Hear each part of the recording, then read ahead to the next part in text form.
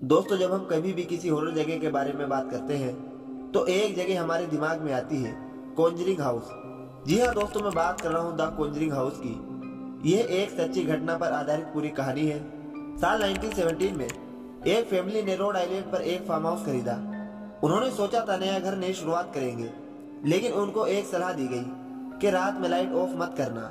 दोस्तों, यह ऐसा घर है जहाँ रात में लाइट ऑफ करने की इजाजत नहीं। तो जानते हैं कि आखिर उस फार्म हाउस पर रात को लाइट बंद करने के बाद क्या होता था और क्यों उस शख्स ने ऐसा कहा उस फैमिली से कि रात में लाइट ऑफ मत करना। दोस्तों, स्वागत है फिर एक बार द ग्रोथ की नई वीडियो में। दोस्तों, यह कहानी शुरू होती है दिसंबर 1970 में। United state of America Rhode Island पे एक फार्म हाउस था जहाँ पर एक पेरेंट फैमिली रहने के लिए आती है, रोजर एंड कैरोलिन पेरेंट। वह अपनी 5 बेटियों के साथ यहाँ रहने आते हैं, जिनका नाम था एंड्रिया, नेसी, क्रिस्टीन, सैंडी और अप्रैल। ये एक कंप्लीट फैमिली थी। दोस्तों, यह उसी पहले दिन की बात है जिस दिन यह लोग घर में रहने आए थे। उसी शाम में जब रोजर उस घर के गेट के पास खड़ा था, तभी एक आदमी उसके पास आता है जो कि उसी घर का एक्स ओनर था। वह रोजर के पास आता है और उसको एक बात बोलता है कि अगर आप अपने परिवार से प्यार करते हैं तो कभी भी रात में लाइट ऑफ मत करना। फिर रोजर ने कहा, ये क्या बकवास कर रहे हो? सोने से पहले एक इंसान अगर लाइट ऑफ नहीं करेगा तो वो कैसे सो पाएगा? उसने कहा, वह सब मुझे नहीं पता, लेकिन अगर आपने लाइट ऑफ करी तो आप सो नहीं पाओगे। दोस्तों, अब आप लोग सोच रहे होंगे कि अगर कोई ऐसी बात बोलेगा तो कोई क्यों इस तरीके का मकान खरीदेगा। तो दोस्तों, इसके पीछे भी एक रीजन है जो मैं आगे आपको बताने वाला हूँ। इतनी अजीब बात सुनने के बाद भी रोजर ने उस बात को इग्नोर किया। उसको लगा कि यह शायद मजाक कर रहा होगा और उसने इस बात पर ज्यादा ध्यान नहीं दिया। जब रात हुई तो सब लोग अपने अपने कमरे में सोने के लिए चले जाते हैं और उन्होंने अपने कमरे की लाइट ऑफ की और सो गए। रात में सब चीज एकदम नॉर्मल थी और किसी को कोई तकलीफ नहीं हुई। अगले दिन सुबह होती है और लोग डाइनिंग टेबल पर आकर बैठते हैं, लेकिन जो घर की सबसे बड़ी बेटी थी एंड्रिया, वह आई और उसने कहा, पता नहीं रात को क्या हुआ, जब मैं लाइट ऑफ कर सो रही थी तब कोई मेरे कमरे में आता है और मुझे चादर उड़ाकर चला जाता है, जो कि मैंने शायद अच्छे से नहीं ओढ़ रखी थी। उसकी यह बात सुनते ही बाकी सारी लड़कियों ने भी यही बात कही कि हमारे साथ भी बिल्कुल ऐसा ही हुआ है।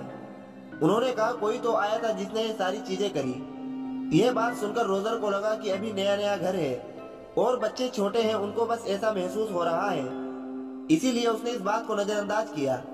उन्हें शुरुआत में सब कुछ नॉर्मल लगा, लेकिन जब पूरे साल भर ये सिलसिला चलता रहा तब रोजर की वाइफ को यह चीज चुभने लगी कि बात कुछ तो अलग है, यहाँ पर कोई ना कोई तो है।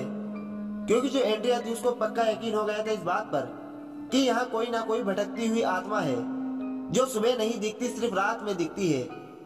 समय के साथ साथ चीजें अब और भी ज्यादा बिगड़ने लगी थी। अब उसने बच्चों को भी सुलाना छोड़ दिया था। अब उसकी जो मेन टारगेट थी वो थी कैरोलिन। लेकिन कुछ दिनों से वह जो कैरोलिन थी वो अब अपने बच्चों के साथ आकर सो रही थी, क्योंकि अभी उसका असली टारगेट कैरोलिन बन चुकी थी। चीजें अब और भी ज्यादा बिगड़ने लगी, जैसे कि कभी भी अचानक से आधी रात में उनका बिस्तर पूरी तरीके से हिलने लग जाता था और कभी कोई उनका कंबल खींचने की कोशिश करता था। ये सारी ही बातें जब कैरोलिन रोजर को बताती थी तो उसका कोई फायदा नहीं होता था, क्योंकि वो ट्रक ड्राइविंग करके इतना ज्यादा थक जाता था कि आधी रात को लेट आता था और उसको इन सारी चीजों से फर्क भी नहीं पड़ रहा था। एक बार जब कैरोलिन अपने कमरे में सो रही थी एंड जैसे ही वह सुबह उठी, उसको ऐसा लगा कि उसकी गर्दन पर कुछ निशान है जो कि वाकई में दिख रहे थे। इसीलिए कैरोलिन बहुत ज्यादा परेशान रहने लगी। एक दिन जब कैरोलिन किचन में काम कर रही थी तो उसको ऐसा महसूस हुआ कि मेरे पीछे एक सड़ा हुआ मांस है। जैसे ही कैरोलिन ने पीछे मुड़कर देखा, एक सफेद कपड़े में एक औरत खड़ी थी एंड वो भागते हुए कैरोलिन के पास आई और उसके शरीर में समा गई। अब घर का पूरा माहौल बिगड़ा हुआ था। कैरोलिन का कहना था कि मेरे शरीर के अंदर इस घर की ओनर की आत्मा है जिसका नाम है बेशबा सरमीन, और उसके साथ साथ मुझे यहाँ पे और भी आत्माएं दिखती हैं। अब रोजर को भी यह बात समझ में आने लगी, तो उन्होंने जल्द से जल्द एडन लॉरेन से संपर्क किया। ये जो एडन लॉरेन है ये बहुत ही ज्यादा फेमस है। आपने इनको कंजूरिंग यूनिवर्स के हर एक मूवीज में देखा होगा। दोस्तों, आपको एक बात बता दें कि ये जो कॉन्जूरिंग हाउस है, इसका जो ये केस था ये एडन लॉरेन के लिए बहुत ही ज्यादा स्पेशल था। जब लॉरेन पहली बार इस घर के अंदर कदम रखती है, कदम रखते ही उसको यह बात पता चल गई थी कि यहाँ पर एक आत्मा नहीं है, बल्कि यहाँ पर बहुत सारी आत्माएं हैं और इस केस में बहुत ज्यादा मुश्किल होगी। लेकिन जब वो उस घर का केस स्टडी कर रही थी, उस वक्त उसको पता चला ये जो कैरोलीन है यह एक माँ है और लॉरेन खुद एक माँ थी। उसको पता था कि उसकी बच्ची पे अगर कभी कुछ ऐसी आंच आएगी तो उसको कैसा महसूस होगा, और यही कुछ रीजन है जिसके बाद जाके एडन लॉरेन दोनों ने यह वाला केस एक्सेप्ट कर लिया। दोस्तों, जैसा कि आपको मालूम है कि ये जो कैरोलीन थी इसके अंदर एक आत्मा है, और यह बात एडन और लॉरेन को भी बहुत अच्छे से पता थी, और इसी वजह से यह लोग सोचते हैं कि जो आत्माएं आसपास भटक रही है वे तो ठीक है, लेकिन जो इसके बदन के अंदर है हमें सबसे पहले उसका कुछ करना चाहिए।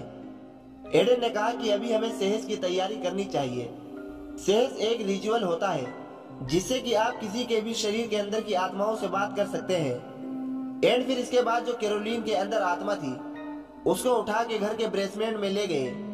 अब नीचे लेके जाने के बाद लॉरेन ने उससे बहुत सारे सवाल पूछे, लेकिन वो इतनी ज्यादा ताकतवर थी कि उसने कैरोलीन को उसी चेयर के साथ हवा में उठा लिया, और इसी के साथ साथ घर पर कुछ अलग ही चीजें होने लगी।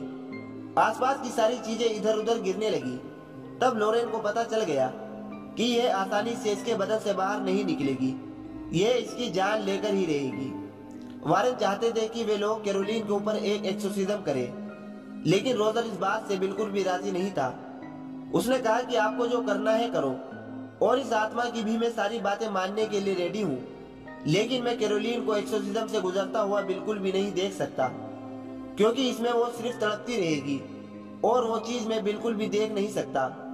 एंड इसके बाद जो ये वारेन थे उनका भी थोड़ा जो अटेंशन था इन सब चीजों से एकदम ही कम होने लगा, लेकिन वो लोग फिर भी विजिट करने के लिए आते थे। लेकिन फिर आखिरकार उन्होंने ये वाला केस ऐसे का ऐसा ही छोड़ दिया। रोजर और उसका परिवार ये समझ नहीं पा रहा था कि उनको इन सारी चीजों से कैसे बाहर निकलना है। अब अगर वे इस घर को छोड़ते तो उनको दूसरा घर लेने के लिए पैसे भी चाहिए थे, जो कि उनके पास किसी भी हालत में नहीं थे। हालांकि अभी तकरीबन 10 साल गुजर चुके थे उनको इस घर में। हर दिन एक जैसा था, हर रात एक जैसी थी, हर पल नई आत्माएं देखने मिल रही थी, लेकिन फिर भी वह लोग वहां से निकल नहीं पा रहे थे। लेकिन फिर एक वक्त ऐसा आया कि फाइनली उन्होंने वह घर छोड़ दिया। अब उस घर में एग्जैक्टली क्या हुआ है ये किसी को भी नहीं पता। इवन वो जो फैमिली है वो क्या यह सारी चीजें अभी भी फेस कर रही है। दोस्तों, यह तो नहीं पता कि आत्माएं अभी भी उनके पीछे है या नहीं, लेकिन एक चीज जरूर मालूम है कि ये जो कहानी है यह इस दुनिया की सबसे खतरनाक कहानी है। तो दोस्तों, आपका इस कहानी के बारे में क्या कहना है? अपनी राय कमेंट सेक्शन में जरूर दीजिए, और मिलते हैं फिर एक नई वीडियो के साथ।